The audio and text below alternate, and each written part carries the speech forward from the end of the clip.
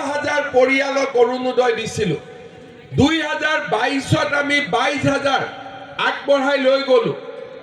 এইবাৰ আমি 37,000 38,000 এটা এটা সমষ্টিত আমি অৰুণোদয় দিছোঁ। উৎপল বৰা, দিগন্ত ঘাটোৱাল, প্ৰমোদ বৰঠাকুৰ ডাঙৰীয়াই মোক কৈছে যে বহুতখিনি মানুহে পাইছে, কিন্তু এতিয়াও কিছুমান দুখীয়া মানুহে অৰুণোদয় পাব বাকী আছে।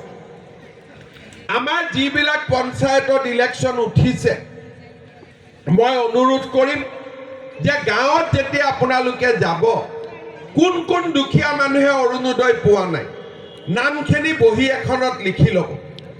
কাৰণ গাঁৱত গ'লে মানুহ আহি ক'ব যে মই অৰুণোদয় পোৱা নাই, মই পোৱা নাই। কোনো আপত্তি নাই, নাই পোৱাটো আমি চিন্তা কৰিব নালাগে। আমি কেনেকৈ দিম সেইটো চিন্তা কৰিব লাগে। নামখিনি বহীত লিখি ল'ব।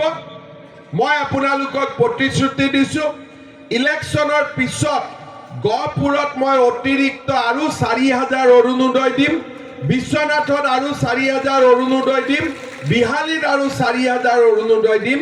যিসকলে এতিয়া ফৰ্ম ফিল আপ কৰিব পৰা নাই তেওঁলোকেও ফৰ্ম ফিল আপ কৰিব পাৰিব। সকলোৱে একেলগে অৰুণোদয় পাব।